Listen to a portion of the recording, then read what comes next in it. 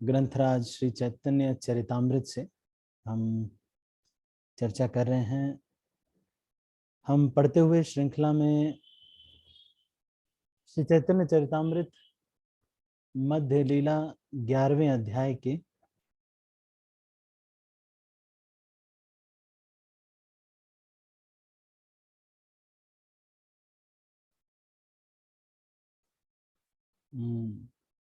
ऊपर चर्चा कर रहे थे और हमने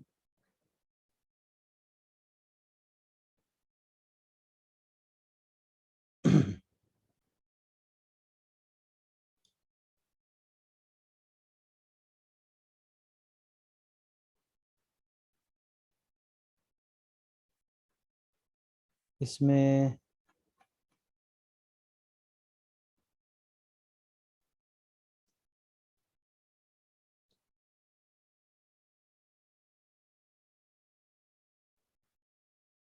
कोई मुझे बताएंगे कौन से प्यार तक हो गया था?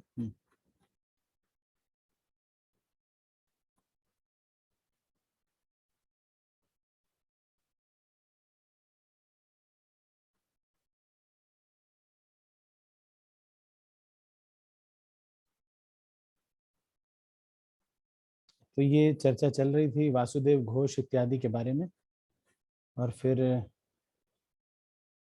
90 प्यार से आगे की चर्चा हम आज करेंगे। 90 से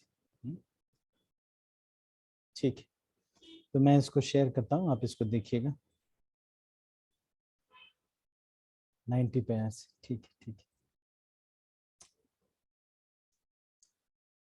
शुक्लांबर देख श्रीधर विजया, वल्लभ सेन पुरुषोत्तम संजया। गोपीनाथ आचार्य भक्तों की ओर संकेत करते रहे, ये शुक्लांबर हैं, वे रहे श्रीधर, ये विजय हैं और ये हैं वल्लभ सेन, ये रहे पुरुषोत्तम और वे हैं संजय, और ये सत्यराज खान और ये रामानंद जैसे सभी कुलीन ग्राम के निवासी हैं, वे सभी यहाँ उपस्थित हैं, कृपा करके देखें। तो ये गोपीनाथ आचार्य राजा प्रताप रुद्र देव को वर्णन कर रहे हैं कि कौन कहाँ कैसे क्या है।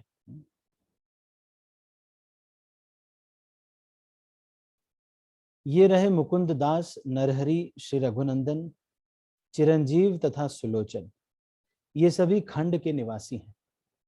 मैं आपको कितने नाम गिनाऊं, आप यहाँ जितने सारे भक्त देख रहे हैं वे सब श्री चैतन्य महाप्रभु के संगी हैं और महाप्रभु ही उनके प्राण हैं। राजा ने कहा, इन सब भक्तों को देखकर मैं अत्यधिक चकित हूं, क्योंकि इसके पूर्व मैंने किसी में इतना तेज कभी नहीं देखा।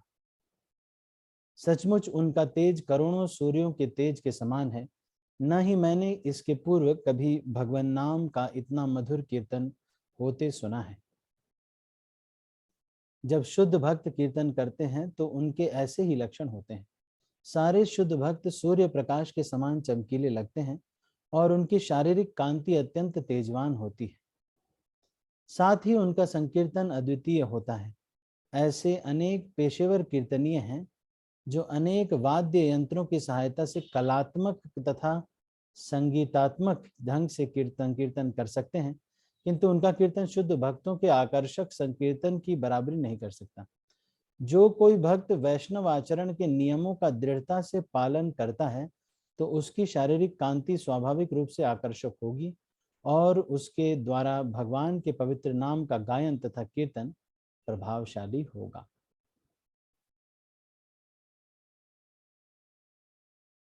तो प्रभावशाली कीर्तन क्या है? जो वैष्णव आचरण के नियमों का दृढ़ता से पालन करता है।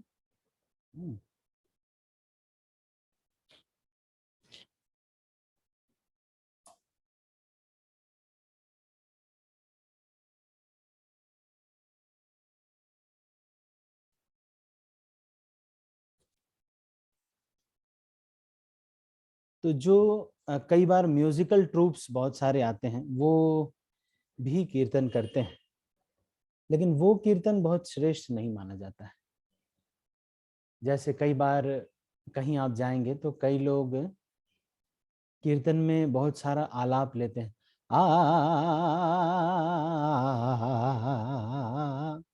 इस तरह से गाते हैं। ऐसे करना ठीक नहीं होता है। वैष्णव जो कीर्तन होते हैं उसमें हरे कृष्ण महामंत्र की आवृत्ति ज्यादा होनी चाहिए, करना नहीं चाहिए। ये किसी म्यूजिक के एग्जाम वगैरह में ये सब करना ठीक रहता है, हरे कृष्ण कीर्तन में ये सब करना ठीक नहीं होता है। उसी तरह से कोई जो हो सकता है कि बहुत मधुर गाता हो और आवाज उसकी अच्छी हो, लेकिन जो शुद्ध भक्त है उसका कीर्तन ज्यादा श्रेष्ठ है, उसका कीर्तन जो है ज्यादा श्रेष्ठ है। और शुद्ध भक्त कौन है? जो शुद्ध भक्ति के आचरण का पालन करेगा, उसका जो कीर्तन होगा वो शुद्ध कीर्तन माना जाएगा। और जो ये नहीं पालन करेगा अगर, तो फिर जो अगर बहुत अच्छे म्यूजिक, जैसे कई बार मंदिरों में भी बुला लेते हैं, कोई अनूप जलोटा को बुला लेते हैं, या फिर कोई ऐसे भजन संध्या बाई अनूप जलोटा, लेकिन वैष्णव संप्रदाय में इनके कीर्तनों को बहुत श्रेष्ठ नहीं माना जाता। कई ऐसे भी कीर्तनियां हैं, ऐसे बहुत सारे भजन गायक हैं जो पहले शराब पीते हैं तभी जाते हैं भजन गाने के लिए। और कई बार ये कहते भी हैं कि आप लोग बस आंसू आ जाते हैं आपके भजन सुन करके, लेकिन हम नहीं मानते आंसू आने को, प्रूफ नहीं मानते हैं।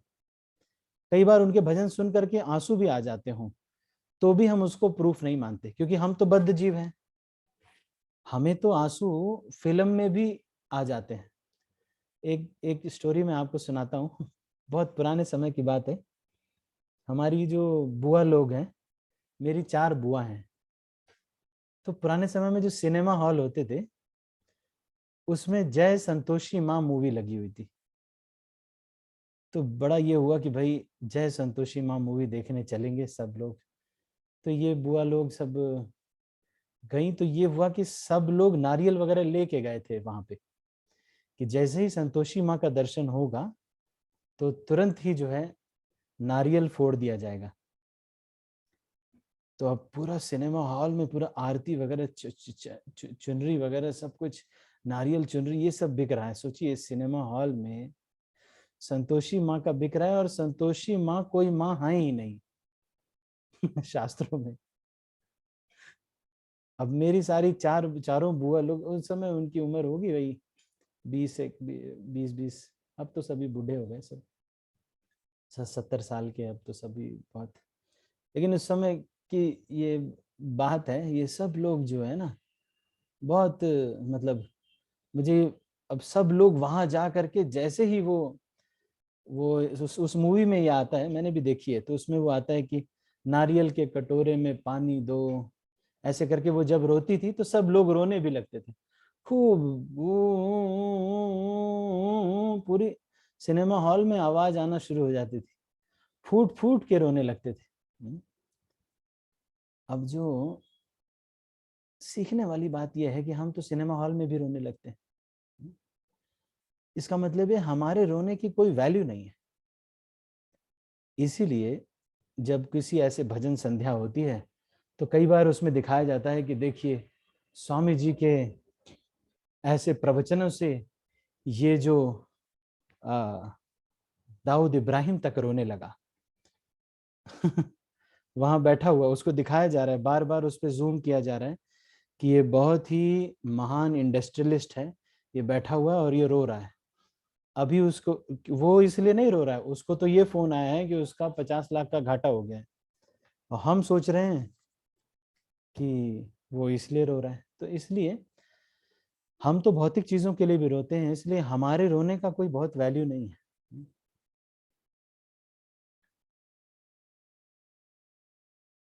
तो इसीलिए आपको मैं एक और चीज बताता हूँ। भक्ति प्रेम महाराज एक बार बता रहे थे, बोलते हैं कि जगन्नाथपुरी में एक कीर्तन की चुंगी करके एक जगन्नाथपुरी में चलता है। उसमें ये होता है कि जिसके भी वहां पे कथा जो कराता है उसकी कथा में रोना होता है। तो जब वो भाव में आ जाता है, रोने लगता है, जो स्पीकर रहता है, और जो लोग नाचते रहते हैं वो लोग भी बेहोश हो जाते हैं। मतलब ये एक्टिंग है पूरी, और इसके पैसे लिए जाते हैं। और लोग ये तुलना करते हैं कि अरे उनके यहाँ प्रोग्राम किए तो आप आधे घंटे रोए थे, हमारे यहाँ प्रोग्राम किए तो 15 मिनट ही रोए हैं, तो इसलिए आपको पैसे कम मिलेंगे। मतलब भागवत कथाकार लोगों की इस तरह से जो है पैसे का चयन होता है कि कौन कितनी बार कितना रोया और कितने मिनट तक रोया। इससे ये समझ में आता है हमें कि ये जो कह रहे हैं यहाँ पर, भक्तों से, भक्त जो गाते हैं कीर्तन करते हैं वो ज्यादा श्रेष्ठ है, ना कि जो कीर्तन वो संगीतात्मक ढंग से कोई संकीर्तन करता है, बहुत अच्छा म्यूजिक बजाता हो, बहुत अच्छा मृदंग बजाता हो, और वाद्य यंत्र उसमें गिटार विटार सब कुछ बहुत अच्छे, हारमोनियम, और उसमें क्या नाम है वायलिन वगैरह सब कुछ बजाए, ट्रम्पेट भी बजाए, और बहुत अच्छा एकदम सूदिंग म्यूजिक भले ही क्यों ना आ रहा हो।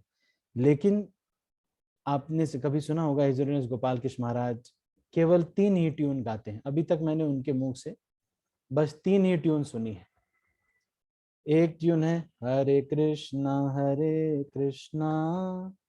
कृष्णा कृष्णा हरे हरे, एक ये ट्यून है।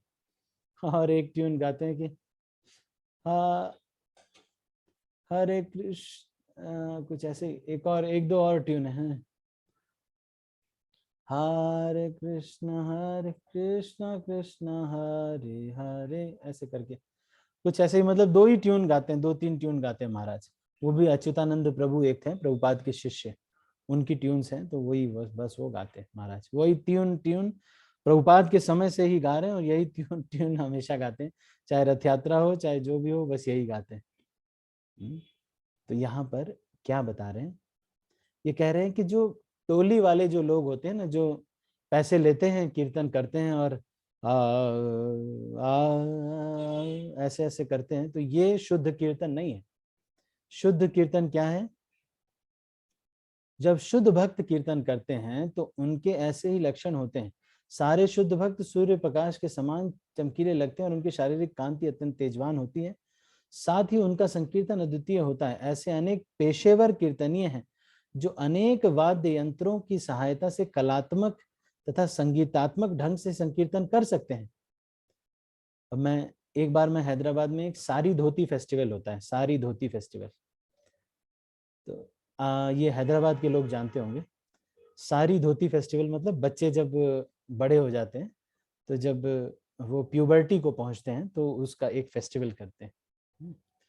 वो साड़ी पहनती है, बिटिया जो है साड़ी पहनती है और बेटा जो है वो धोती पहनता है। तो हमारे सारे बच्चे भक्तों के बच्चे थे वहां पे, उनका ही सारी धोती फेस्टिवल था। तो जो भक्त ने ऑर्गेनाइज किया था, भक्त तो एक जिसने ऑर्गेनाइज किया था सारे फंक्शन को, उन्होंने एक ऑर्केस्ट्रा बुला दिया था। वो ऑर्केस्ट्रा वाले पुराने गाने गा रहे थे। वो सोच रहे थे यही भक्ति के गीत हैं, तो उसमें पुराने पुराने जो भी गीत गाते थे उसको बोलते थे यही भक्ति के गीत। तो फिर ये गीत शुरू हुए, तो हमारे जो भक्तों के बच्चे हैं वो मेरे आकर के मेरे पास धोती ऐसे खींचते हैं, और एक बच्चा है वो बोलता है, प्रभु जी अपना हरि बोल कब होगा?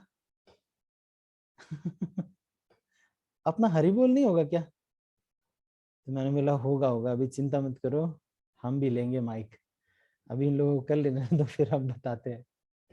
तो फिर उन लोगों ने, फिर ऑर्केस्ट्रा वालों को, फिर हमने कहा कि चलो अभी साइड में चलो तुम लोग, अभी बहुत हो गया तुम लोगों का। फिर उसके बाद हमने लिया, फिर हरि बोल हुआ, तो फिर सब भक्त नाचे, है कि नहीं? कहने का मतलब ये है, ये म्यूजिकल इंस्ट्रूमेंट से और कोई अच्छा गाने से कीर्तन अच्छा नहीं होता।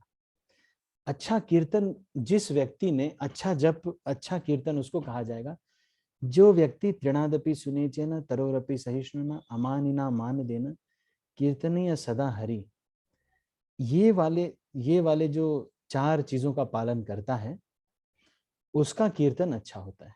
4 गुण शुद्ध कीर्तन इसको बोलते हैं। जो तृणादपि सुनीचेन है, तरोरिव सहिष्णुना है, अमानिना है, और मान देन दूसरों को मान देता है, ये 4 चीज करने वाले का कीर्तन शुद्ध कीर्तन माना जाता है।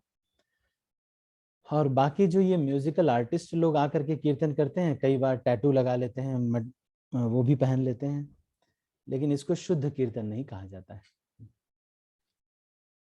लोग ऐसे कीर्तन की निसंकोच भाव से प्रशंसा करेंगे, यहाँ तक कि भगवान चैतन्य या श्री कृष्ण की लीलाओं से संबंधित नाटक में अभिनय भी भक्तों के द्वारा ही किया जाना चाहिए।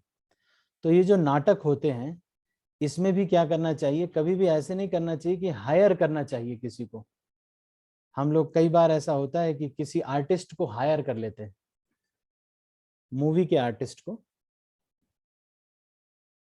तो वो आर्टिस्ट को हायर करके हमको नहीं करना चाहिए। हमको क्या करना चाहिए, जैसे हिज होलीनेस भक्ति चारू स्वामी महाराज ने जब प्रभुपाद एक मूवी बनाई थी आचार्य ऐसे करके, है ना, नहीं, प्रभुपाद जी के ऊपर,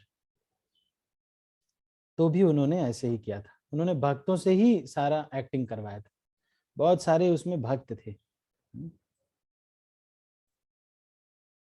जैसे हरिदास ठाकुर बनने वाले जो भक्त थे, वो इस समय वानप्रस्थ ले चुके हैं। और हरिदास ठाकुर जो मूवी थी, है ना, नहीं, तो इस तरह से जो है ऐसे नाटकों से दर्शकों में रुचि उत्पन्न होगी और वे शक्तिशाली सिद्ध होंगे। अंतर्राष्ट्रीय कृष्ण भावनामृत के सदस्यों को ये 2 बातें स्मरण रखनी चाहिए और भगवान के यश का प्रसार करने में इन सिद्धांतों का प्रयोग करना चाहिए। ये जो भी कीर्तन हो, ये भक्तों के द्वारा होना चाहिए, और जो नाटक भी हो तो वो भी क्या हो, अभिनय उसमें भक्तों के द्वारा ही किया जाना चाहिए। मैंने न तो कभी ऐसा प्रेम भाव देखा है, न भगवान के नाम का इस तरह कीर्तन होते सुना है, न ही संकीर्तन के समय इस प्रकार का नृत्य होते देखा है। चूंकि जगन्नाथपुरी में भगवान जगन्नाथ का मंदिर स्थित है, इसलिए संसार के सभी भागों से अनेक भक्त भगवान की महिमा प्रकट करने के लिए संकीर्तन करने वहां आते थे। महाराज प्रताप रुद्र ने इन भक्तों को देखा और सुना तो था, किंतु यहाँ पर वे स्वीकार करते हैं कि महाप्रभु के पार्षदों द्वारा किया जाने वाला कीर्तन अद्वितीय था। इसके पूर्व उन्होंने न तो ऐसा कीर्तन कभी सुना था, न ही भक्तों के इतने आकर्षक स्वरूप कभी देखे थे। अंतर्राष्ट्रीय कृष्ण भावनामृत संघ के सदस्यों को चाहिए कि वे मायापुर में श्री चैतन्य महाप्रभु के जन्म दिवस के अवसर पर भारत जाएं और संकीर्तन करें। तो श्रील प्रभुपाद ये रिकमेंड करते हैं कि गौर पूर्णिमा के समय सबको इंडिया में जाना चाहिए और वहां जाकर के कीर्तन करना चाहिए। गौर पूर्णिमा के समय ऑल ओवर द वर्ल्ड, सारी दुनिया के भक्तों को यहां आना चाहिए इंडिया में। इससे भारत के प्रमुख व्यक्तियों का ध्यान उसी तरह आकृष्ट होगा जिस प्रकार की श्री चैतन्य महाप्रभु के संगियों के सौंदर्य, शारीरिक तेज तथा संकीर्तन शैली से महाराज प्रताप रुद्र का ध्यान आकृष्ट हुआ था। जब श्री चैतन्य महाप्रभु इस ग्रह पर विद्यमान थे, तब उनके संगियों की संख्या अनगिनत थी, किंतु जो भी शुद्ध जीवन बिताता है और चैतन्य महाप्रभु के मिशन में निष्ठा रखता है, उसे महाप्रभु का नित्य संगी मानना चाहिए। महाप्रभु के नित्य संगी होने की परिभाषा क्या है? कोई नित्य भगवान संगी है, वो कौन है? जब श्री चैतन्य महाप्रभु इस ग्रह पर विद्यमान थे, तब उन्होंने संगियों की संख्या, उनके संगियों की संख्या अनगिनत थी, किंतु जो भी शुद्ध जीवन बिताता है और श्री चैतन्य महाप्रभु के मिशन में निष्ठा रखता है, उसे महाप्रभु का नित्य सिद्ध संगी समझना चाहिए। 2 चीजें होनी चाहिए, शुद्ध जीवन बिताना चाहिए और चैतन्य महाप्रभु के मिशन में निष्ठा रखनी चाहिए। 2 qualities which make us the eternal associates of Lord Chaitanya. एक तो शुद्ध जीवन बिताना चाहिए, दूसरा चैतन्य महाप्रभु के मिशन में निष्ठा रखनी चाहिए। सार्वभौम भट्टाचार्य ने कहा, यह मधुर दिव्य ध्वनि महाप्रभु की विशेष सृष्टि है जो प्रेम संकीर्तन कहलाती है। इस कलयुग में श्री चैतन्य महाप्रभु कृष्ण भावनामृत धर्म का प्रचार करने के लिए अवतरित हुए हैं। अतएव भगवान कृष्ण के पवित्र नामों का कीर्तन वही इस युग का धर्म है।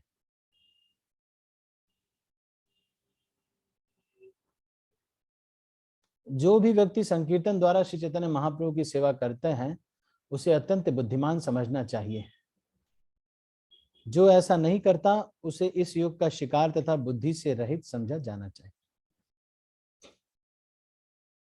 तो यहां पर यह चीज बताया जा रहा है कि हमको जो भक्त संकीर्तन करते हैं, ये चैतन्य महाप्रभु की पूजा करने की पद्धति है, संकीर्तन करना।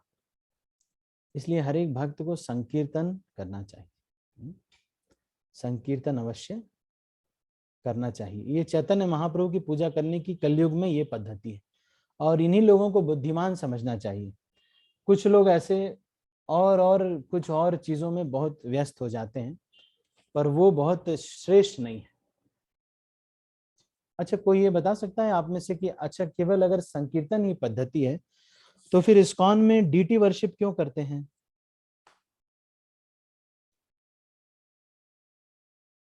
यहाँ पे ये कह रहे हैं कि संकीर्तन और ये कृष्ण का ये करना ही पद्धति है, हरि नाम संकीर्तन, भगवत धाम जाने की। तो फिर डीटी वर्शिप कर रहे हैं, प्रचार कर रहे हैं और बहुत सारी चीजें क्यों कर रहे हैं?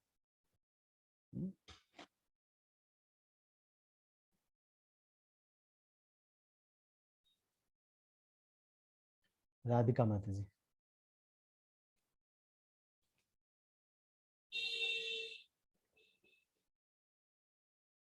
राधिका माता जी। हरे कृष्णा पूज दंडवत प्रणाम। धन्यवाद प्रणाम। मेरे मेरे अनुसार क्योंकि अलग अलग तरीके से हम कई जो बिल्कुल इन्वॉल्व नहीं होना चाहते भक्ति में, तो कई लोग भगवान को देख के आकर्षित होते हैं। तो जो पूजा विधि है वो बहुत सुंदर तरीके से होती है इस्कॉन में, तो उसको देख के आकर्षित होते हैं कि हम भगवान के विग्रह लेके आएंगे, लड्डू गोपाल लेके आएंगे, और नितान लेके आएंगे और उनकी पूजा वैसे इस तरीके से करेंगे। वो काफी इस तरीके से होता है। और जैसे संकीर्तन है वो तो सबसे उत्तम है ही, जैसे आप कह रहे हैं कि संकीर्तन से तो महाप्रभु स्वयं प्रसन्न हो जाते हैं, और उत्तम संकीर्तन करने से महाप्रभु स्वयं प्रकट हो जाते हैं, वो एक अलग बात है। लेकिन कुछ लोग अलग अलग तरीके से जो करते हैं, जैसे नवदा भक्ति है, इस प्रकार से कोई सा भी जो है चूज कर सकते हैं भक्ति में उन्नति करने के लिए। हरे कृष्ण।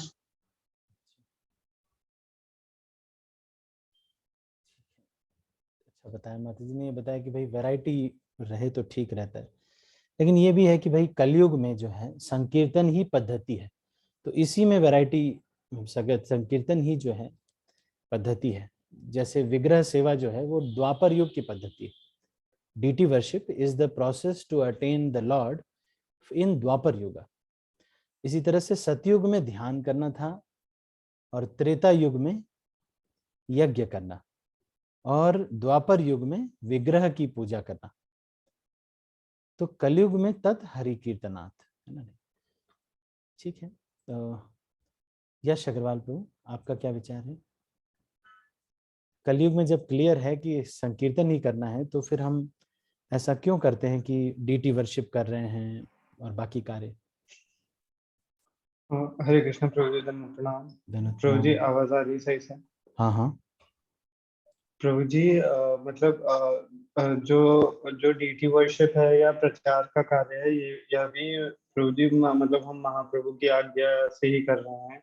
क्योंकि प्रभु जी महाप्रभु जी ने रूप गोस्वामी, सनातन गोस्वामी आदि गोस्वामियों को आज्ञा दी थी कि वे वृंदावन जाएं और कृष्ण की लीला स्थलियों के खोज करें और वहां पे उनकी स्थापना करें, उनकी पुनः स्थापना करें। तो तो वहां से प्रभु जी और उन्होंने उन्हें पांचरात्र विधि के द्वारा भगवान की सेवा की भी आज्ञा दी थी।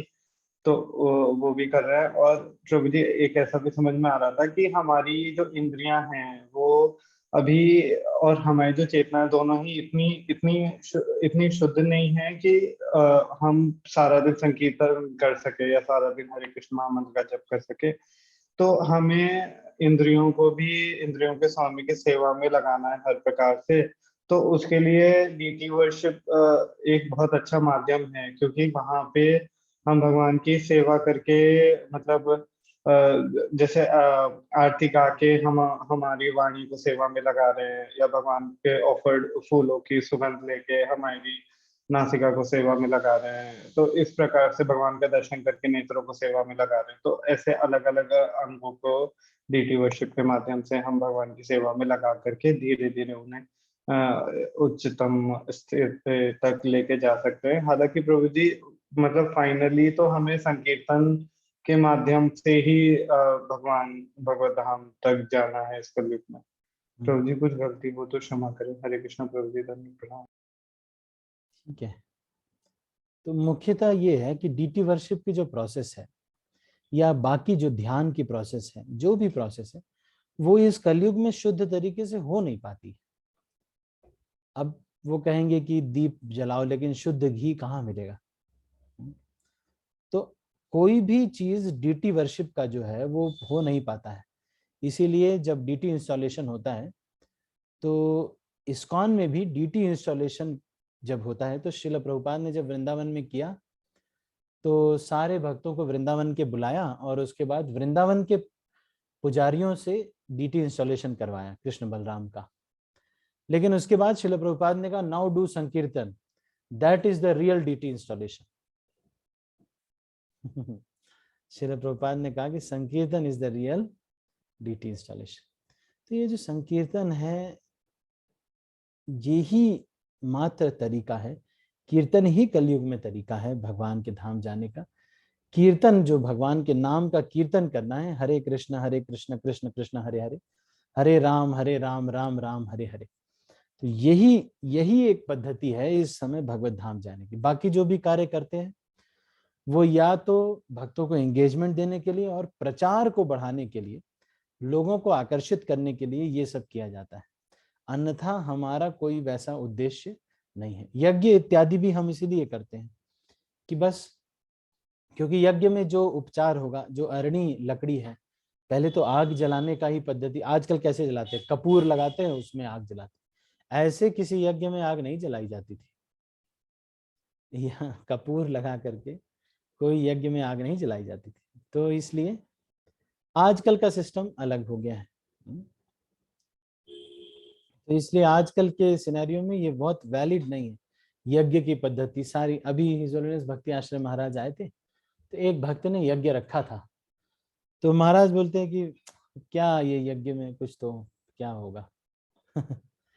ऐसे महाराज बोल रहे हैं कि होगा ही नहीं उसमें, लेकिन फिर भी हम कर देते हैं यज्ञ, जैसे कि गीता यज्ञ, नरसिम्ह यज्ञ, प्रचार को बढ़ाने के लिए। क्योंकि बाहर के जो नए लोग रहते हैं उनको लगता है कि अरे यज्ञ हो रहा है, हमारा यज्ञ हो रहा है, हिंदू धर्म सनातन धर्म में यज्ञ।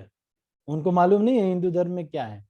हिंदू धर्म में है संकीर्तन यज्ञ, कलयुग के लिए संकीर्तन यज्ञ, लेकिन उनको बस ये होता है कि यज्ञ हम लोग करते हैं, तो मतलब यज्ञ हो गया तो मतलब कुछ हुआ, चलो स्पिरिचुअल।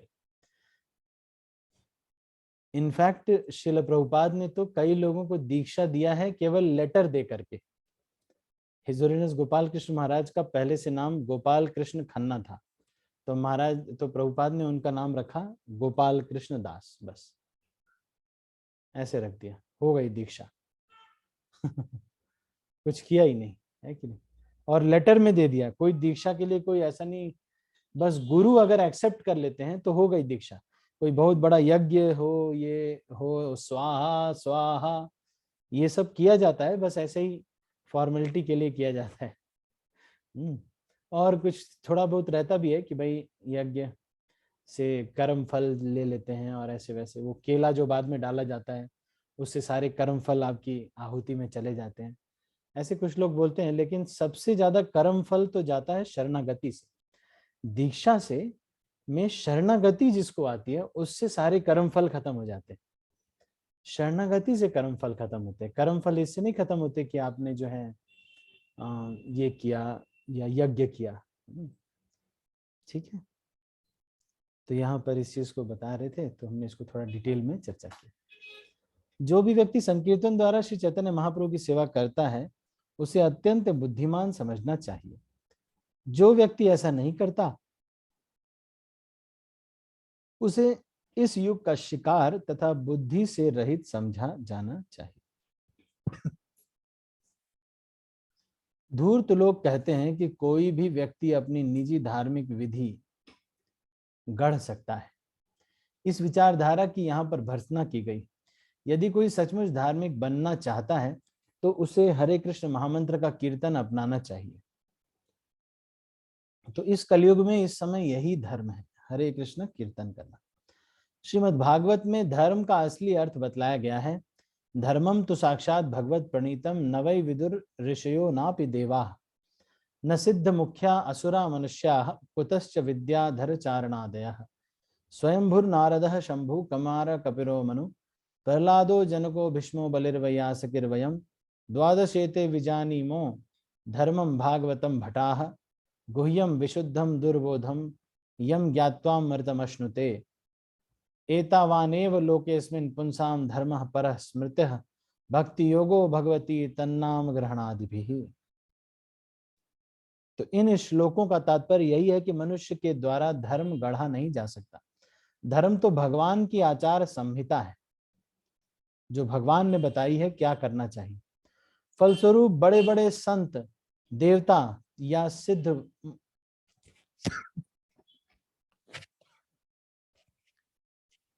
सिद्ध मुख्य भी धर्म को नहीं गढ़ सकते। तो फिर असुरों, मनुष्यों, विद्याधरों, चारणों आदि की तो बात ही क्या है। धर्म के सिद्धांत परंपरा पद्धति से अवतरित होते हैं जिनका शुभारंभ 12 महापुरुषों से होता है। ये हैं ब्रह्मा जी, महर्षि नारद, शिव जी, चार कुमार, देवहूति पुत्र कपिल, स्वयंभू मनु, प्रहलाद महाराज,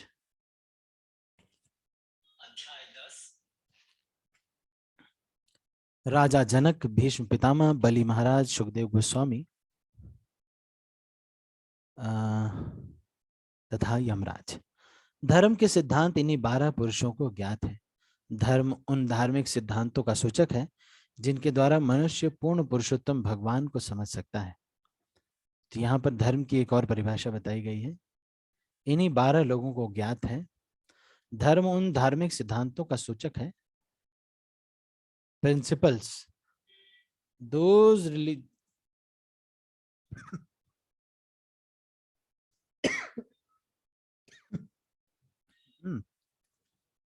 धर्म अत्यंत गोपनीय, भौतिक प्रभाव से अकलुषित तथा सामान्य व्यक्तियों को समझने के लिए अत्यंत कठिन होता है। किंतु यदि कोई वास्तव में धर्म को समझ लेता है तो वह तुरंत मुक्त हो जाता है और भगवत धाम चला जाता है।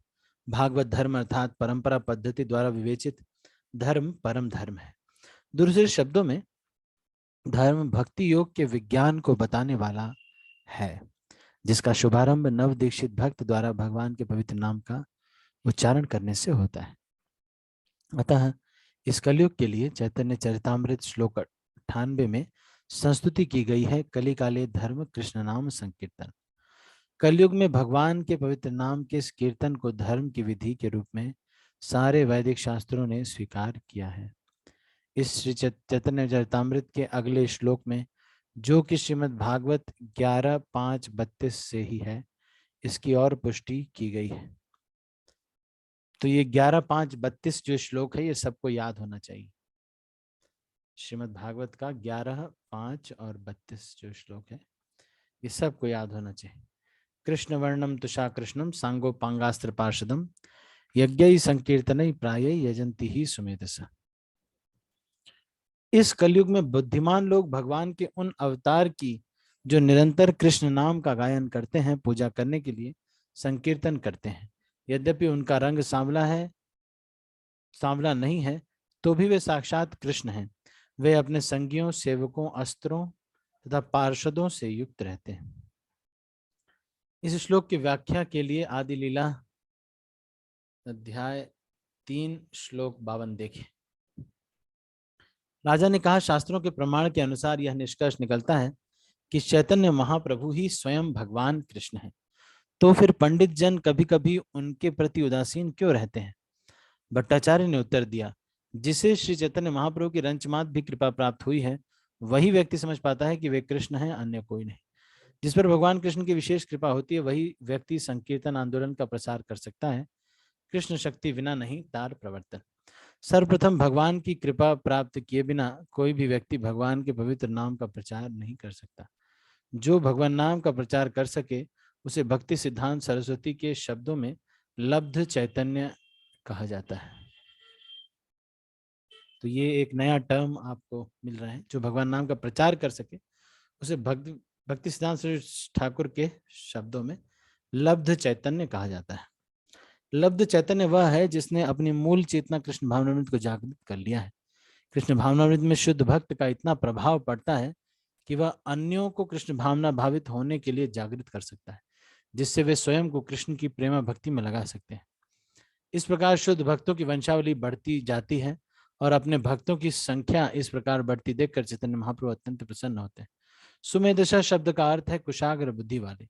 ऐसे कुशाग्र बुद्धि के लोग सामान्य लोगों में चैतन्य महाप्रभु से प्रेम करने की रुचि उत्पन्न कर सकते हैं और उनके माध्यम से राधा कृष्ण से प्रेम करने में रुचि उत्पन्न करा सकते हैं।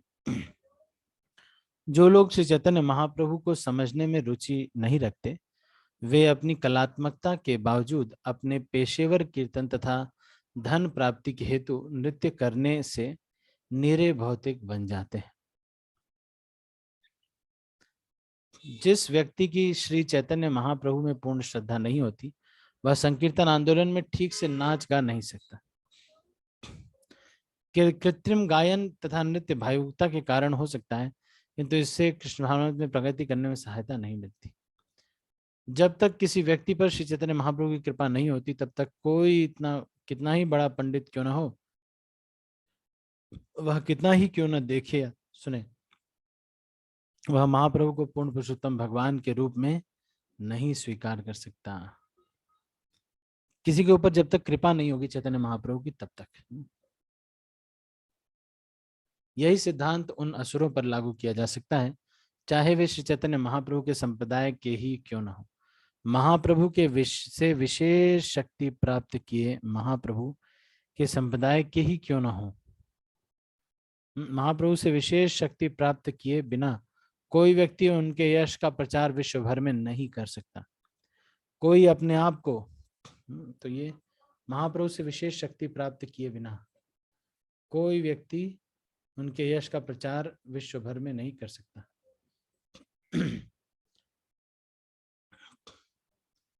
कोई अपने आप को श्री चैतन्य महाप्रभु का कितना ही विद्वान अनुयायी क्यों न मानता हो और भले ही वह सारे विश्व में महाप्रभु के नाम का प्रचार क्यों न करता हो, किंतु यदि उस पर श्री चैतन्य महाप्रभु की कृपा नहीं है तो वह शुद्ध भक्तों में दोष निकालेगा। क्या होगा? श्री चैतन्य महाप्रभु का कितना ही विद्वान अनुयायी क्यों न हो, कोई अपने आप को कितना ही विद्वान अनुयायी हो, अपने को मानता हो, या फिर सारे विश्व में, भले ही वह सारे विश्व में महाप्रभु के नाम का प्रचार क्यों न करता, सारे विश्व में प्रचार भी कर रहा है। अच्छा, यदि उस पर श्री चैतन्य महाप्रभु की कृपा नहीं है, मतलब अगर कृपा नहीं है तो फिर चाहे कितना भी प्रचार कर लेगा वो ठीक है, लेकिन कृपा नहीं है तो वो शुद्ध भक्तों में दोष निकालेगा और यह नहीं समझ सकेगा कि प्रचारक को महाप्रभु के से किस तरह शक्ति प्राप्त होती है। तो फिर भक्तों में दोष निकालना जो है ये उन लोगों का लक्षण है जिनके ऊपर चैतन्य महाप्रभु की कृपा नहीं हुई है।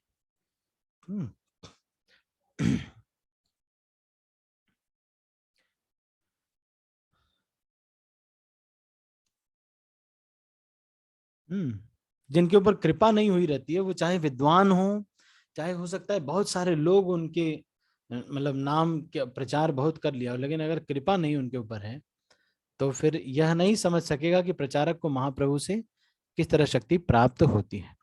जो व्यक्ति इस समय सारे विश्व में फैलने वाले कृष्ण भावनामृत आंदोलन की आलोचना करता है और इस आंदोलन में या इस आंदोलन के मुखिया में दोष निकालता है, उसे श्री चैतन्य महाप्रभु की कृपा से वंचित समझना चाहिए। ब्रह्मा जी ने कहा, हे प्रभु, यदि किसी को आपके चरण कमलों की, ये भी बहुत महत्वपूर्ण श्लोक है, ये महाप्रभु ने, ये ब्रह्मा जी कह रहे हैं, अथापि ते देव पदाम्बुजद्वया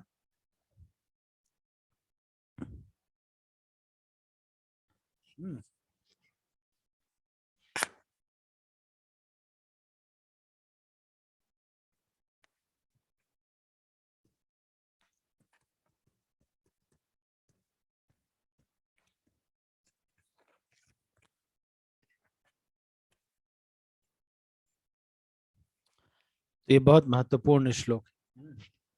इसमें अथापि ते देव पदाम्बुज, हे प्रभु, यदि किसी को आपके चरण कमलों की रंचमात भी कृपा प्राप्त हो जाती है तो वह आपकी महानता को समझ सकता है, किंतु जो लोग पूर्ण पुरुषोत्तम भगवान को समझने के लिए तर्क वितर्क करते हैं, वे अनेक वर्षों तक वेदों का अध्ययन करते रहने पर भी आपको नहीं जान पाते। यह श्लोक श्रीमद् भागवत 10:14-29 से लिया गया है। इसकी व्याख्या मध्यलीला अध्याय 6 श्लोक 84 में की जा चुकी है। राजा ने कहा, सारे भक्त भगवान जगन्नाथ के मंदिर जाने के बदले चैतन्य महाप्रभु के निवास स्थान की ओर दौड़े जा रहे हैं। सार्वभौम भट्टाचार्य ने कहा, यही रागानुग प्रेम है। सारे भक्त चैतन्य महाप्रभु से मिलने के लिए अत्यंत उत्सुक है। सारे भक्त पहले से चैतन्य महाप्रभु से मिलेंगे, तब उन्हें साथ लेकर भगवान जगन्नाथ दर्शन करने मंदिर में जाएंगे।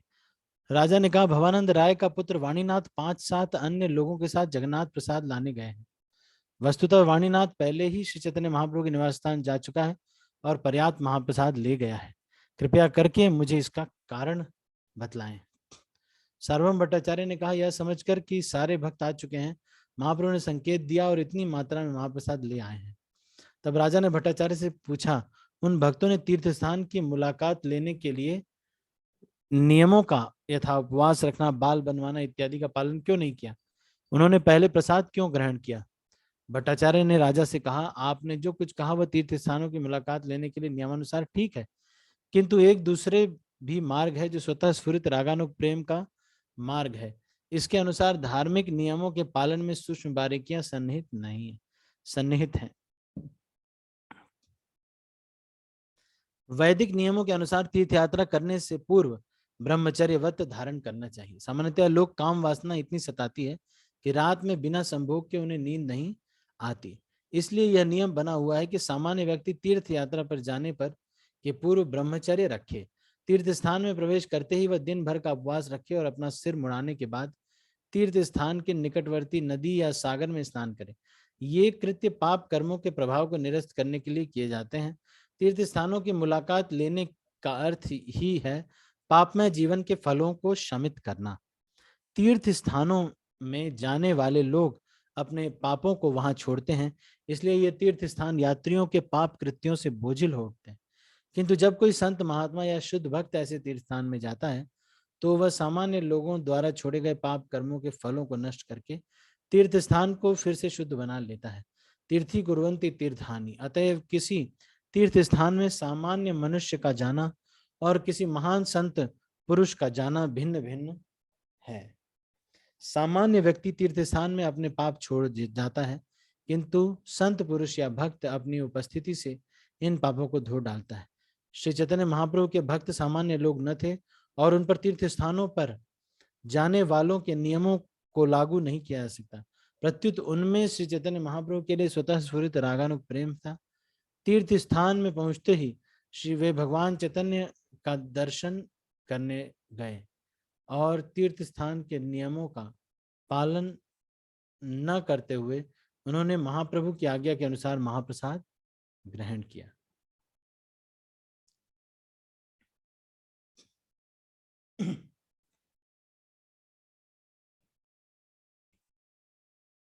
ठीक है, तो आज हम इसको यहीं पर रुकते हैं, अभी समय हो गया है। इसके आगे की चर्चा हम अगले प्रवचन में करें। आज मुख्यतः चैतन्य महाप्रभु के, ठीक है, तो अभी मैं कुछ प्रश्न पूछूंगा, आप इसको उत्तर देने का प्रयास कीजिएगा।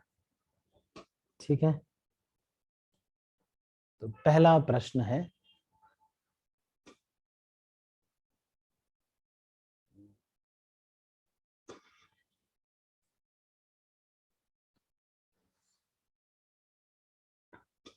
जो भक्त आए थे दर्शन करने के लिए, उनके प्रेम का क्या नाम था?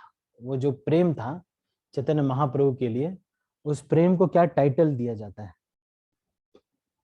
जो भक्त जगन्नाथपुरी आए थे उसको, उनके प्रेम का क्या टाइटल है?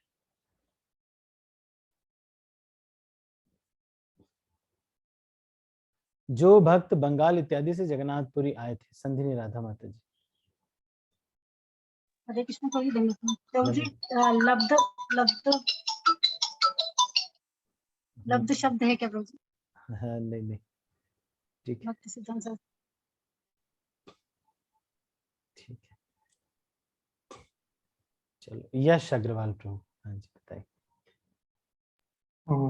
प्रभु जी, जो स्वतः स्फूर्त शब्द आया था वह है क्या? तो उसमें आगे क्या था? मेहुल प्रभु।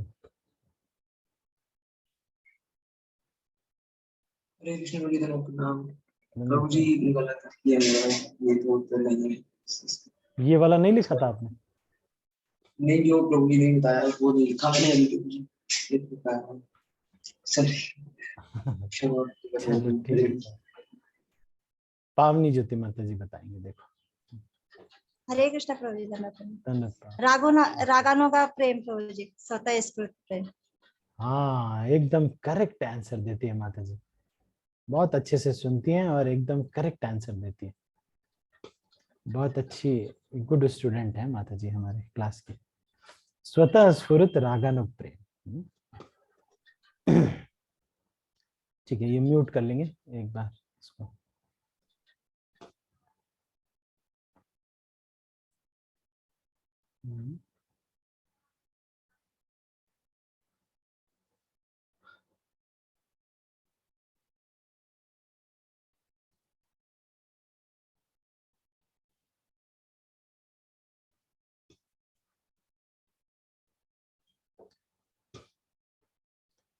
यदि कोई बहुत बड़ा प्रचारक है, बहुत सारे लोग उनकी क्लासों में आते हैं और बहुत बड़ा प्रचारक है, और वो बहुत विद्वान भी है, कोई शास्त्रों में भी खूब खूब शास्त्र में बढ़ा चढ़ा है, लेकिन फिर भी उसके ऊपर चैतन्य महाप्रभु की कृपा नहीं है, तो इसका लक्षण क्या होगा?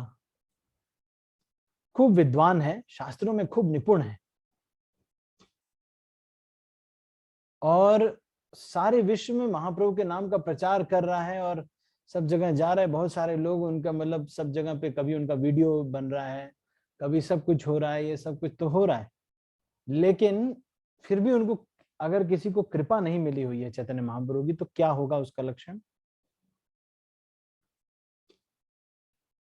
अनीता एस कमल माता जी। हरे कृष्ण प्रभु जी, प्रभु जी वो शुद्ध भक्तों में दोष निकालेगा प्रभु। हाँ, भक्तों में दोष निकालेगा, इसका मतलब यह है कि सब कुछ कर तो सकता है, ये अच्छा मैनेजर है, सब कुछ कर सकता है, लेकिन इसका एक ही प्रॉब्लम है, इसको चैतन्य महाप्रभु की कृपा नहीं हुई। अब चलो एक बहुत ही महत्वपूर्ण प्रश्न पूछता हूँ, अब देखते हैं कौन जो ये प्रश्न का उत्तर दे देगा उसको स्पेशल गिफ्ट मिलेगा। तो ये प्रश्न है कि इतना नाम का प्रचार भी कर रहा है और सब लोग आ भी रहे हैं, मतलब, और ऐसा भक्त जो है वो विद्वान भी है, शास्त्रों में बहुत विद्वान है, फिर भी उसके ऊपर चैतन्य महाप्रभु कृपा क्यों नहीं कर रहे? नाम का प्रचार भी कर रहा है खूब बड़ा बड़ा और विद्वान भी है, तब भी उसके ऊपर चैतन्य महाप्रभु कृपा क्यों नहीं कर रहे?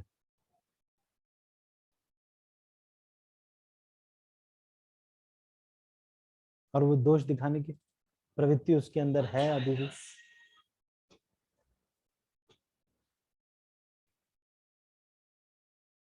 कोमल माता जी। हरे कृष्ण प्रभु जी, दंडवत प्रणाम। आई कैन ट्राई प्रभु जी। जैसे किसी में दोष निकालते हैं वैष्णव में, तो प्रभु जी उससे जो है वो अ, अपराध होता है। इस ऐसे करने से अच्छा अपराध होगा तो कृपा तो नहीं होगी। अच्छा, ठीक है, मेरा प्रश्न ध्यान से सुनिएगा, मेरा प्रश्न ये है एक व्यक्ति है जो खूब क्लास वास भी हो रही है, बड़ा दुनिया में सब जगह यूट्यूब में वीडियोस भी हैं बहुत, और काफी अच्छा मतलब प्रचारक हैं, और विद्वान भी बहुत है, शास्त्रों में भी कोई प्रश्न पूछे तो बड़ा मतलब बहुत अच्छा से उत्तर दे देंगे। लेकिन फिर भी भक्तों में दोष निकालने का उनके अंदर प्रवृत्ति बहुत है, बार बार दोष निकालते हैं भक्तों में। इसकी वजह से उनको चैतन्य महाप्रभु, तो फिर भी उनके अंदर, अच्छा फिर भी उनको चैतन्य महाप्रभु कृपा नहीं किए, इस वजह से उनके अंदर दोष की प्रवृत्ति खूब है ना। नहीं, मतलब दोष की प्रवृत्ति तभी जाएगी जब चैतन्य महाप्रभु कृपा करेंगे। तो फिर जब प्रचार भी कर रहा है और जब वो ये भी कर रहा है, मतलब कर, तभी उसका क्यों भाई, उसके ऊपर चैतन्य महाप्रभु कृपा क्यों नहीं कर रहे हैं? यश अग्रवाल प्रभु प्रचार भी कर रहा है और विद्वान बहुत है, शास्त्रों में बड़ा विद्वान है, प्रचार भी कर रहा है, लेकिन उसके ऊपर चैतन्य महाप्रभु कृपा क्यों नहीं कर रहे हैं? जिसकी वजह से वो प्रभु जी दोषदर्शी हो गया है, भक्तों में दोष निकाल रहा है। प्रभु जी मतलब अपनी बुद्धि से उत्तर दे रहा हूँ, गलती हो तो क्षमा करें। प्रभु जी ऐसा हो सकता है कि मतलब प्रभु जी ज्यादा विद्वान होने की वजह से ना फिर व्यक्ति तर्क वितर्क करने लग जाता है, और इस कारण से वह पूर्णतः शरणागत नहीं हो पाता, और जब वह पूर्णतः शरणागत नहीं होता तो उसे कृपा नहीं मिलती। और साथ ही साथ प्रभु जी आपने कहा कि मतलब वो प्रचार इत्यादि तो कर रहा है, शास्त्रों का अध्ययन है, लेकिन जरूरी नहीं कि उसके बाद भी उस पर वैष्णवों की कृपा हो, और जब तक वैष्णवों की कृपा नहीं होगी तब तक महाप्रभु की या भगवान की कृपा नहीं मिल सकती। तो प्रभु जी ये दो कारण मुझे समझ में आ रहे थे। एक तो वैष्णवों की कृपा का ना होना, और दूसरा तर्क वितर्क करने की अधिक विद्या होने के कारण मतलब पूर्णतः शरणागत ना हो पाना, और स्वयं को विद्वान समझने का दम्भ होना या अहंकार होना। तो ऐसा हो सकता है प्रभु जी, तो कुछ गलती हो तो क्षमा करें प्रभु जी, मैंने अपनी बुद्धि से उत्तर दिया। हरे कृष्ण दंडवत प्रणाम। हरे कृष्ण, दंडवत प्रणाम। मेहुल प्रभु, आपका क्या विचार है? हरे कृष्ण प्रभु जी, दंडवत प्रणाम। दंडवत प्रणाम। बहुत ही अपनी अनुभूति के अनुसार उत्तर दूंगा, ज्यादा तो नहीं आइडिया इसके ऊपर, पर जैसे ये सुना रहा हूँ, वैष्णव वगैरह गुणग्राही ना देखे दोष, काया वाचा काया मानो वाक्य करे वैष्णव संतोष। तो जिसका वैष्णव में दोष देखने की जरूरत है, उनमें चैतन्य महाप्रभु कृपा नहीं करते, और जो वैष्णव को सदैव संतुष्ट होना चाहता है, उनकी सेवा में लीन रहता है, तत्पर रहता है, उस पर महाप्रभु की कृपा रहती है। अधिक ज्ञान पढ़ लें और उससे अहंकार का भाव आ जाए तो वो सही नहीं होता। जैसे क्या होता है, कभी कभी हमें लगता है कि ये भी वो पढ़ लेते हैं, ये भी नहीं, पढ़ इतना लेते हैं, और फिर प्रचार तो कर धीरे रहा है ना, वो इतना प्रचार तो कर रहा है। और ये उसी के समान है, जैसे घड़े में पानी भर रहे हैं, घड़े में छेद भी है, तो वो सारा पानी बह जा रहा है, वो अंदर नहीं जाएगा। प्रचार प्रसार कर रहे हैं पर खुद ही में जो उसकी चेतना है वो शुद्ध नहीं है। प्रचार प्रसार तो कर रहा है पर जिस चेतना से कर रहा है वो शुद्ध नहीं है, तो उसका इफेक्ट नहीं पड़ेगा। या आपने जैसे परसों एग्जाम्पल दिया था कि हम ज्यादा ज्ञान भंडार पढ़ लें और अन्य लोगों में बांटते रहें, पर खुद उसको फॉलो ना करें, तो वो खाली वो भी यही, उनकी भी भावना सेम रहेगी, वो भी खाली आगे बता के चले जाएंगे और अन्य लोग उसको नहीं मानेंगे। तो हमारी चेतना मैटर करती है कि जो हम बता रहे हैं उसको हम खुद फॉलो कर रहे नहीं कर रहे। प्रचारक का उससे पहला कर्तव्य यही है कि जो प्रचार कर रहा है उसको कितना शुद्ध, कितनी पूर्णतया से वो पालन कर पा रहा है या नहीं कर रहा। अगर वो पालन कर रहा है तो उसके प्रचार का कुछ फायदा भी है और लाभ भी है। चलो ठीक है, अच्छा सही बोल। बताया आपने। चारू गोपी माता जी, आपका क्या विचार है? प्रभु जी दंडवत प्रणाम प्रभु जी। धन्यवाद। क्योंकि महाप्रभु की विशेष शक्ति उन्हें प्राप्त नहीं है प्रभु जी, और महाप्रभु वो की वैष्णव का विशेष शक्ति उनको प्राप्त प्राप्त नहीं। नहीं हुई है। महाप्रभु, हाँ हाँ, और वो वैष्णव का आचरण वो फॉलो नहीं कर रहे हैं। अच्छा, ठीक है। पावनी ज्योति माता जी। हरे कृष्ण प्रभु जी। हम्म। प्रभु जी वो भक्ति के सारे कार्य तो करते हैं, लेकिन वो अपना यश बढ़ाना चाहते हैं, मतलब वो अपनी कीर्ति कराना चाहते हैं। चैतन्य महाप्रभु का कीर्ति मतलब महिमा नहीं करते शायद। अच्छा अच्छा, ठीक है, अच्छा बताया आपने। प्रश्न चलो मैं एक बार फिर से समराइज करता हूँ। एक व्यक्ति है जो बहुत विद्वान है, शास्त्रों में बहुत पढ़ा लिखा है, और प्रचार भी लोगों को, काफी लोग, भीड़ बहुत इकट्ठा कर दी है, लेकिन फिर भी चैतन्य महाप्रभु की कृपा नहीं है। इस वजह से उसके अंदर दोष दर्शन की बहुत प्रवृत्ति है। जो भी आता है, जो भी जिसके भी अंडर में रख दो, उसको दोष उसके अंदर देखने लगते हैं। तो ये प्रवृत्ति चैतन्य महाप्रभु कृपा नहीं कर रहे हैं, इसी वजह से हो रही है। तो चैतन्य महाप्रभु कृपा क्यों नहीं कर रहे हैं, ये प्रश्न है ना। सब भक्तों ने प्रयास किया, अभी राधिका माता जी से पूछते हैं। हरे कृष्ण प्रणाम। तो पहले आप अपने बता रहे थे 3-4 चीजें भक्तों में होना चाहिए। कुछ होना चाहिए, दर्द भी सोल्यूशन है, हमारे न माने सदा ये ऐसा करके ही जो विचार चीजें करता है,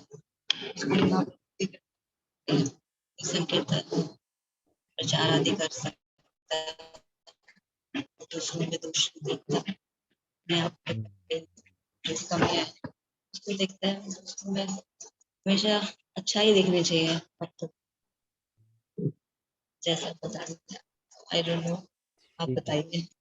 ठीक है, ठीक है, दीदी आप बता सकते हैं। उमेश प्रभु,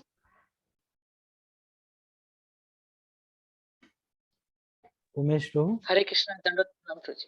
धन्यवाद प्रभु जी, आपने बताया था एक बार कि महाप्रभु 4 लोगों पे कृपा नहीं करते, और उनमें से भी जो एक लोग हैं वो है कपटी। अगर किसी के अंदर कपट है, डुप्लीसिटी, शायद प्रभु जी ऐसे याद आ रहा था, आपने बताया था कि वो उन पे तो महाप्रभु ने कहा कि उनको वो जो मर्जी कर ले, उन पे वो कभी कृपा नहीं करेंगे। यही समझ आ रहा था प्रभु जी। हरे कृष्ण, दंडवत प्रणाम। ठीक है, अच्छा अच्छा बताया आपने। तो चारों नहीं बता पा रहे आप, चारों बताइए कौन कौन है जिनके ऊपर महाप्रभु कृपा नहीं करते। प्रभु जी, 2 याद है। एक तो कपटी हैं जो यहाँ संन्यास मतलब आश्रम में है और स्त्री के प्रति आसक्त हैं। ये 2 याद हैं प्रभु जी अभी। वैष्णव अपराधी कपटी जो अपने गुरु से कपट करता है, और वैष्णव अपराधी जो वैष्णव के अपराध करता है, और ना सन्यासी होकर के नारी आसक्त अगर कोई है, तो इन 3 के ऊपर चैतन्य महाप्रभु कभी भी कृपा नहीं करते। और चैतन्य महाप्रभु जो भी व्यक्ति अगर अपराध नहीं करता वैष्णवों के प्रति, 4 नियम का दृढ़ता से पालन करता है और निरंतर हरिनाम लेता रहता है, तो चैतन्य महाप्रभु ये कहते हैं कि वैष्णव निंदा से शून्य है केवल व्यक्ति, और सोलम और हरिनाम लेता है और 4 नियम का पालन करता है, तो चैतन्य महाप्रभु खुद अपने हाथ से गोदी में उठा करके उसको भगवत धाम लेके जाएंगे। बस एक ही काम नहीं करना है, बाकी माला तो कर रहे हैं और भक्तों का जो है ये कर रहे हैं, माला कर रहे हैं, और 4 नियम का दृढ़ता से पालन करना है। No meat eating, no illicit relationship, no gambling, no intoxication. माला करनी है, जो भी आप 16 माला करें सब कुछ, और कभी वैष्णवों की निंदा नहीं करनी, चाहे वो लोग जो भी करें। हाँ जी, हाँ जी, अच्छा ठीक है, ठीक है ना। तो फिर महाप्रभु खुद उनको लेके जाते हैं।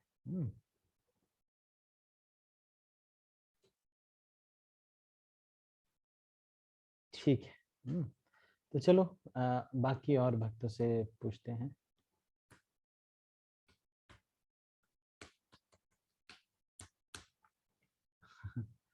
अनीता माता जी, आप कुछ कहना चाहते हैं? हरे कृष्ण प्रभु जी, दंडवत प्रणाम। प्रणाम। प्रभु जी, जो महाप्रभु को पूर्ण पुरुषोत्तम भगवान के रूप में नहीं स्वीकार करते हैं, वो लोग असुर लोग होते हैं प्रभु जी, आसुरी लोग होते हैं। उन पर चैतन्य महाप्रभु कृपा नहीं करते प्रभु जी, चाहे वो प्रचार करे चाहे जैसे भी, अपने फायदे के लिए करते हैं लोग, उन पर नहीं करते हैं। तो मेरे को समझ में आने। ठीक है, ठीक है, अच्छा बताया आपने। वंदना माता जी।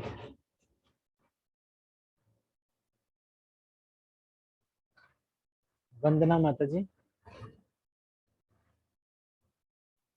मेरी समझ से वो उनका नाम लेकर प्रचार कर रहे हैं। उनकी कृपा, गुरु जी की कृपा उनके ऊपर नहीं है, लेकिन उनका नाम लेकर प्रचार कर रहे हैं। सपोज कीजिए कि हम अभी बहुत इस्कॉन से नहीं जुड़े हैं, बहुत पूरी तरह से समझ भी नहीं पाए हैं, लेकिन हम आपके नाम का सहारा लेकर हम किसी चीज का प्रचार करें, भक्ति का प्रचार करें, तो वो तो हमको आपकी कृपा नहीं मिलेगी, क्योंकि कपट हो रहा है और हम झूठ का सहारा ले रहे हैं। मेरी समझ से यही है प्रभु जी। ठीक ठीक है, अच्छा दंडवत प्रणाम प्रभु जी। ठीक है, वेरी गुड। सब भक्तों ने बहुत अच्छा बताया, सबने अच्छे से प्रयास किया और लगभग सब भक्तों के उत्तर थोड़ा थोड़ा मैच भी करते हैं। लेकिन यहाँ पर ये कहते हैं कि जो कोई भी वैष्णव आचरण को पालन नहीं करता है, वैष्णव आचरण को अगर कोई पालन नहीं करता है तो फिर उसको जो है, क्योंकि चैतन्य महाप्रभु ये देखते रहते हैं और सारे वैष्णवों की कृपा भी उसको तभी मिलती है, तो इसलिए वैष्णव आचरण का पालन करने वाले जो होते हैं उनको महाप्रभु की कृपा जो है वो इसलिए वैष्णवों की कृपा उसकी वजह से आचरण नहीं होता तो वैष्णव कृपा नहीं मिलती, तो महाप्रभु फिर कृपा नहीं करते। तो ऐसे लोग हो सकता है बहुत प्रचारक हों, सब कुछ हो, लेकिन वो लोग उनका जो उनके अंदर फिर भी दोष दर्शन प्रवृत्ति रह जाएगी।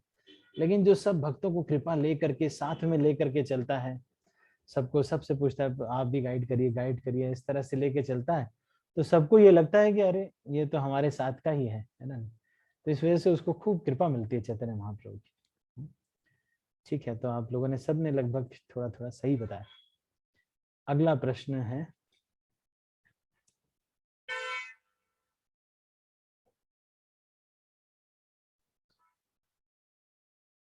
जो भगवान नाम का प्रचार कर सके उसे भक्ति सिद्धांत सरस्वती के शब्दों में क्या कहा जाता है? नाम का प्रचार करने वाले को भक्ति सिद्धांत सरस्वती के शब्दों में क्या कहा जाता है?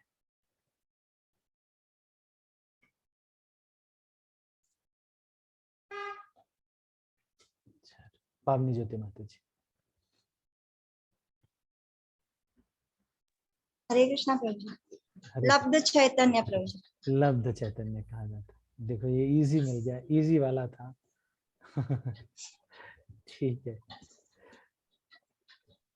अगला प्रश्न है कि श्रीमद् भागवत के कौन से श्लोक में, कौन से कैंटो के कौन से श्लोक में ये कहा गया है कि चैतन्य महाप्रभु स्वयं भगवान है और केवल बुद्धिमान व्यक्ति ही इनको संकीर्तन के माध्यम से पूजा करेंगे, मूर्ख लोग और तरीके अपनाएंगे और किसी और की पूजा करेंगे कलयुग में, चैतन्य महाप्रभु की पूजा नहीं करेंगे। जो लोग मूर्ख हैं, दिमाग के कमजोर हैं, वो लोग क्या करेंगे? वो लोग चैतन्य महाप्रभु की पूजा नहीं करेंगे, वो लोग कलयुग में संकीर्तन के माध्यम से चैतन्य महाप्रभु की पूजा नहीं करेंगे। जो बहुत बुद्धिमान है वही लोग कलयुग में चैतन्य महाप्रभु की पूजा संकीर्तन के माध्यम से करेंगे। ऐसा कौन से ग्रंथ में कहां पर लिखा हुआ है? रामचंद्र देव प्रभु। प्रभु जी हरे कृष्णा, दंडवत प्रणाम प्रभु जी। दंडवत प्रणाम प्रभु। कंफर्म तो नहीं है प्रभु जी, 5th कैंटो लग रहा है प्रभु जी, भागवतम का 5th कैंटो श्लोक सही है प्रभु? आप बताएंगे सही नहीं होगा? सही होगा और क्या। 5th कैंटो है और उसका 24वां 5th कैंटो और चैप्टर 24 या 28 है प्रभु। अच्छा अच्छा, श्रीमद् सही है भागवतम। प्रभु जी? अच्छा, श्रीमद् भागवतम में। हाँ अच्छा, वो तो हाँ। अभी निर्णय करेंगे, भक्त लोग जैसा बताएंगे उसका। ठीक है, मैं बोलता हूँ प्रभु जी, 1 मिनट। नहीं ठीक है, आपने बता दिया, ओके थैंक यू। बाकी प्रभु भक्तों जी। से पूछता हूँ मैं। अनीता माता जी, आपका क्या विचार? हरे कृष्ण प्रभु जी, दंडवत प्रणाम दंडवत प्रभु प्रणाम। जी। Srimad Bhagavat 6.3.11 to 12। 6.3.11 to 12। Yes. अच्छा, ओ, और कोई भक्त?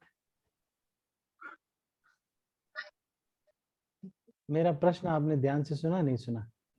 मेरा प्रश्न ये है, कौन से ग्रंथ में कहां पर ये लिखा हुआ है कि केवल बुद्धिमान लोग भगवान चैतन्य महाप्रभु की पूजा संकीर्तन के माध्यम से कलयुग में करेंगे?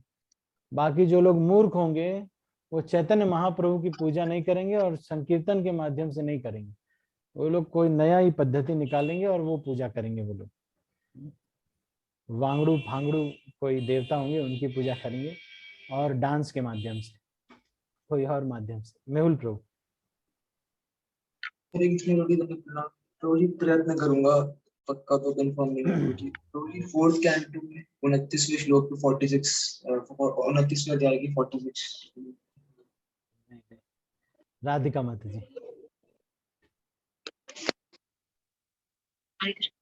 हरे कृष्ण। बता रहे थे 11:5 श्री कृष्ण संगो पाकस्थ। Very good, very good.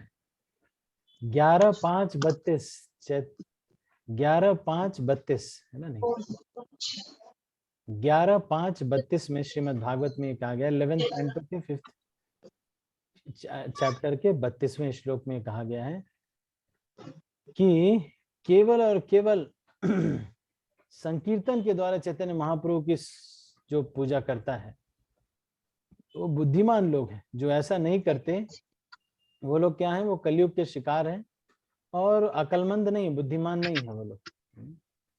ठीक है माता जी, आप म्यूट कर लीजिए।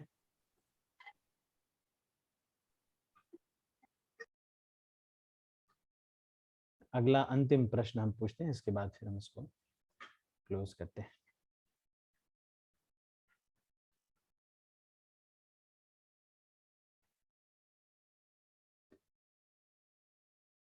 चैतन्य महाप्रभु का नित्य संगी होने के 2 क्वालिफिकेशन क्या है? चैतन्य महाप्रभु का नित्य संगी अगर कोई है तो इसका मतलब क्या है? नित्य सिद्ध संगी समझना चाहिए, किसको समझना चाहिए? 2 चीज जो करता हो।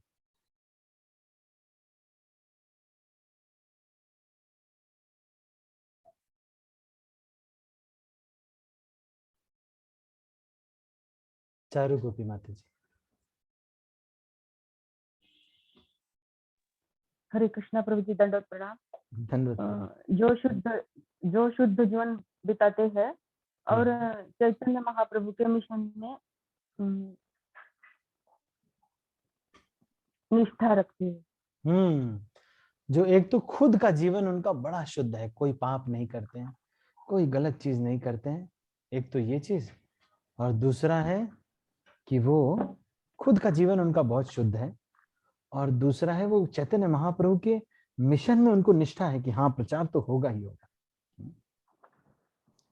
ठीक है, ठीक है, अच्छा बताया माता जी ने, सही बताया। ठीक है, तो अभी हम इसको यहीं पर क्लोज करते हैं। जाते जाते चलो एक और प्रश्न पूछ लेते हैं। चैतन्य श्रील प्रभुपाद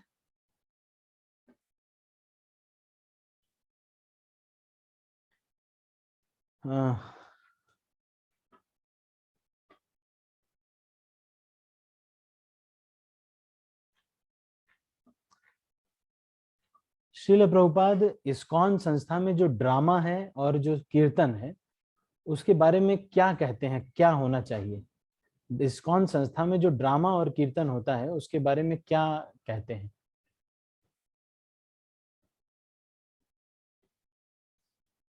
अनीता माता जी। हरे कृष्ण प्रभु जी, दंडवत प्रणाम। प्रभु जी, वो भक्तों के साथ ही करवाते हैं कीर्तन और नाटक, शुद्ध भक्तों के द्वारा ही करवाते थे, ये कहते थे।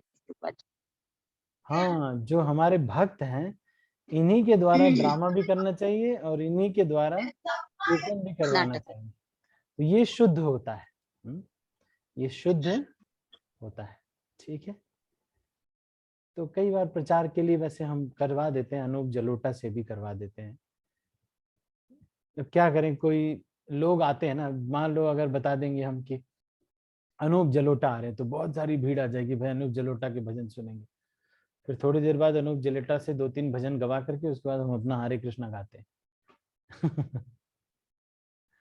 लेकिन अगर उनको यही अनूप जलोटा सुन करके लोग आते इसीलिए कभी कभी इस्कॉन में भी फेस्टिवल होता है तो हम बुला लेते हैं, अजय देवगन को बुला लेते हैं या फिर विवेक ओबेरॉय को बुला लेते हैं। ये लोग जो हैं बॉलीवुड के हीरो हैं, है ना। तो इससे फिर लोग, जैसे हमारे दिल्ली मंदिर के भक्त बहुत ज़्यादा ही जो भी काम होता है वो हेमा मालिनी से करवाते हैं। कोई पुस्तक का भी विमोचन है या कुछ है तो हेमा मालिनी के हाथों से। तो इससे क्या होता है, लोग सोचते हैं कि अच्छा हेमा मालिनी, ओके मैं भी पढ़ता हूँ मरता हूँ, क्या ये हेमा मालिनी है? इसीलिए बस करते हैं, अन्यथा हमारा कोई उद्देश्य नहीं है। ठीक है, तो हम इसको अभी यहीं पर क्लोज करते हैं। और अभी मैं सबके हाथ नीचे कर रहा हूँ, अगर आपका कोई प्रश्न हो, आपके मन में कोई शंका हो, तो आप इसका अभी निवारण कर सकते हैं। हमारे पास खूब सारा समय है।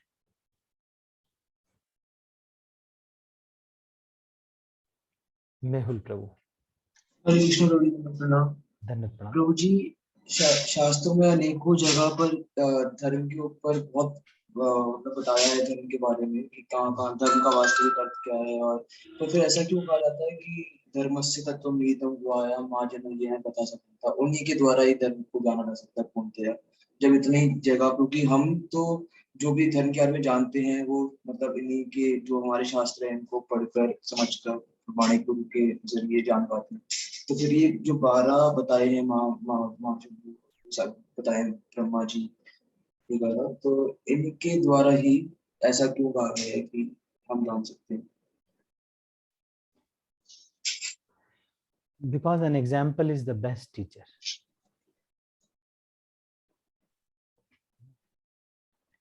कितने भी चीजें पढ़ा दो, कितनी भी चीजें दिखा दो, कितनी भी चीजें बता दो, लेकिन उसका जो उदाहरण है, आप देखेंगे कि लोग वही सीख रहे हैं जिसका आप उदाहरण प्रस्तुत कर रहे हैं। जो आप बताते हैं उसका सभी लोग 10% ही सीख पाते हैं, लेकिन जिसका आप उदाहरण प्रस्तुत करते हैं वो सबसे ज्यादा लोग सीख पाते हैं। इसीलिए उदाहरण जो है,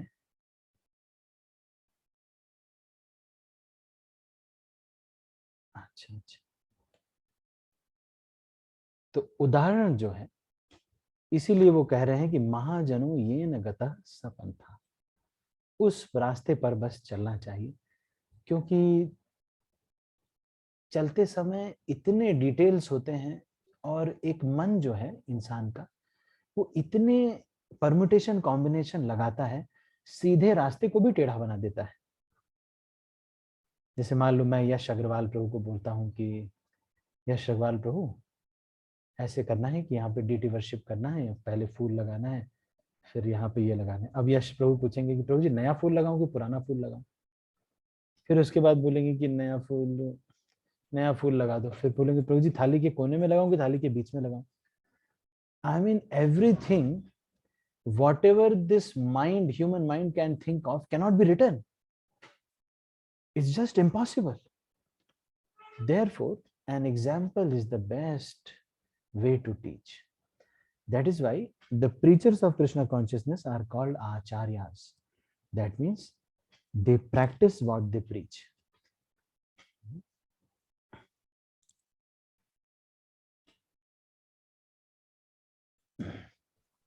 thank you so much. Hare Krishna ji. तो ऐसे क्या मतलब आप जादू सा कर देते हैं, मतलब एक छोटी चीज में ऐसी लाइन आप ऐसा पॉइंट छीन देते हैं कि वो हृदय के बिल्कुल ऐसे अंदर बैठ जाती है कि हम किसी को भी समझ जा सकते हैं और पूर्णतया समझ जाते हैं कि बात को ऐसा। थैंक यू सो मच, बहुत बहुत धन्यवाद।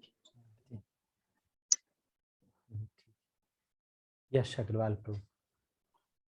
हरे कृष्ण प्रभु जी, धन्यवाद प्रणाम। प्रभु जी, आज की ये डिस्कशन में 109 नंबर का जो श्लोक था, वहाँ पे वाणीनाथ जी के बारे में वर्णन आया था कि वे प्रसाद पा चुके थे परंतु फिर भी वे दोबारा प्रसाद लेना है, कुछ इस प्रकार से। प्रभु जी कुछ गलती हो तो क्षमा करें। प्रभु जी वो समझ में नहीं आया था, अगर आप उसे समझा देंगे तो कृपा होगी प्रभु जी। अच्छा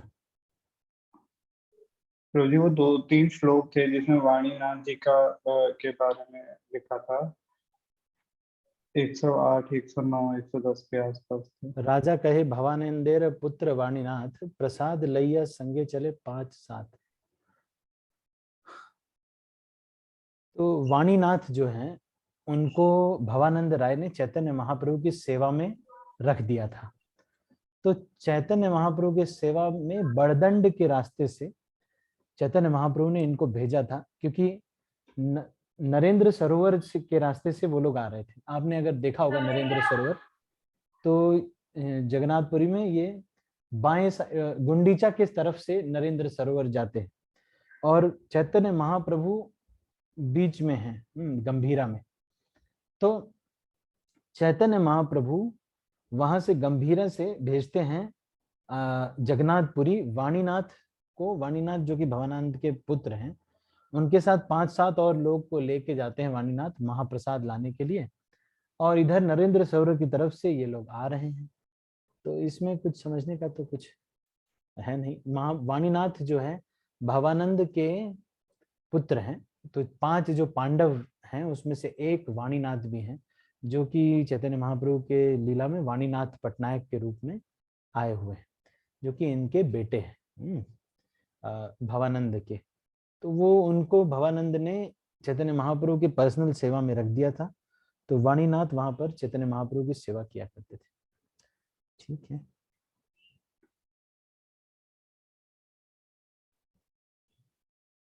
ठीक है यश प्रभु, है ना? प्रभु जी, वो 2-3 श्लोक एक साथ है, उससे पहले या उसके बाद वाला भी एक श्लोक है जिसमें बताया कि वो पहले प्रसाद पा चुके थे और फिर से वो प्रसाद लेने में, मतलब कुछ इस प्रकार से। अच्छा, वो जो बताया गया है, सारे भक्त चैतन्य महाप्रभु से मिलने के लिए इतने उत्सुक थे कि पहले वो गए महाप्रभु के पास, फिर महाप्रभु ने कहा कि सब लोग प्रसाद ले लो, तो उन्होंने ले लिया और यात्रा के नियमों का पालन नहीं किया। पहले जा करके स्नान करना, बाल मुड़ाना इत्यादि, वो नियमों का पालन नहीं किया, तो वो ये कहा जा रहा है। ठीक है ना? चारू गोपी माता जी। हरे कृष्ण प्रभु जी, दंडवत प्रणाम। प्रभु जी, मेरा क्लास से रिलेटेड नहीं है प्रॉब्लम, ठीक है, कोई बात तो माफ कीजिए प्रभु जी। वो मेरी भाभी का कैंसर का ऑपरेशन है प्रभु जी, तो भक्तों की दुआ की जरूरत है प्रभु। अच्छा अच्छा, तो उनका क्या नाम है माता जी? पूजा। पूजा नाम। आपके भाभी है ना? हाँ ठीक है, तो चारू गोपी माता जी के भाभी अभी कैंसर का उनका ऑपरेशन है।